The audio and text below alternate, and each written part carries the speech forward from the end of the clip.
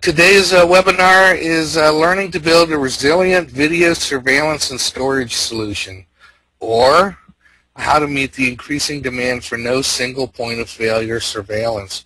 We're starting to today see more and more specifications that require no single point of failure within the entire subsystem. Sometimes it's relegated to just no single point of failure or high availability within the storage subsystem. We're going to cover soup to nuts and show you how it lays out, things that you have to consider along the way.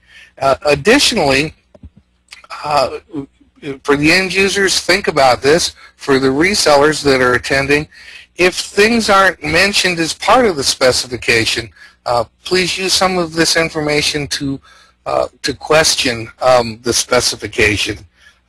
There's a lot of times there's ambiguity in what the spec says versus what they really want to accomplish.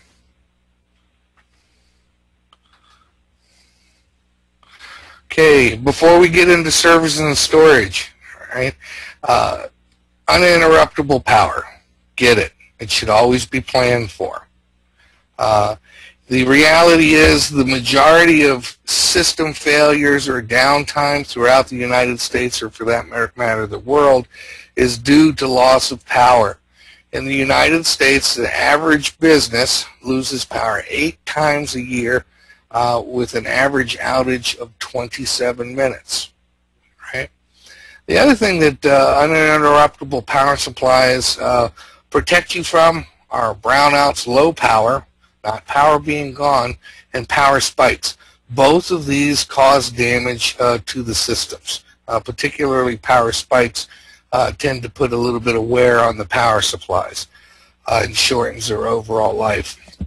If you have questions about what your power history is like, your local power companies are required by law to keep track of and have reports available for their outages and their durations and so forth. They can even, if you really wanted to drill down, give you specifics within towns, for instance, or cities, and segments or areas within a city.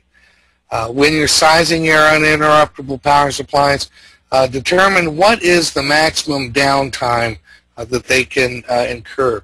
A lot of sites on the larger sites have a contingency plan where if they're going to lose power for longer than X, then they'll actually bring in physical guards or people to man certain stations or perimeter stations, key locations within buildings and so forth to maintain some kind of surveillance and security. And the other thing is list the most critical areas of surveillance. Excuse me. A site might have 45 cameras, and the reality is they need to maintain surveillance in the most critical areas would only be 8 cameras. So you can disperse UPSs as required to make critical application rather than normal operations. Let's see. The other thing is all UPSs are not created equal. So when you're selecting your UPS system, make sure that it's got software that runs within the NVR. And the other thing that's critical is the connection. A lot of the new systems have USB connections only. Your system might, or your storage array, or your server might only be able to accept network notification or serial port notification.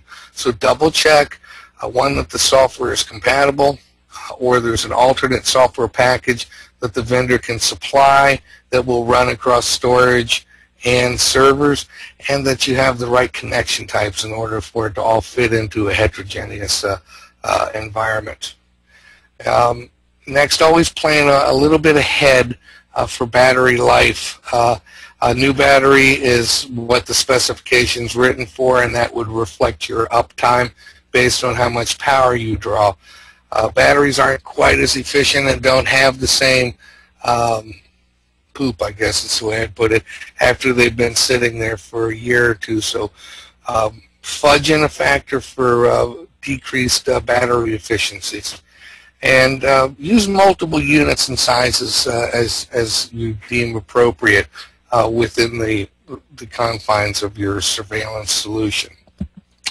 And anytime that you get beyond these 30-minute to 2-hour, 3-hour hold-up times, which is a typical sizing for UPS, motor generators become more of a requirement than a simple UPS would be. So within a lot of facilities, you'll find that they do already have motor generators. The question is, how fast do they kick in? Will that kick-in time and that delay cause problems with your servers rebooting, your storage rebooting? So if you're questioning and you're working with a prospect in a situation, or you're designing a specification, do examine how the motor generators will take over and what the switchover time is and so forth.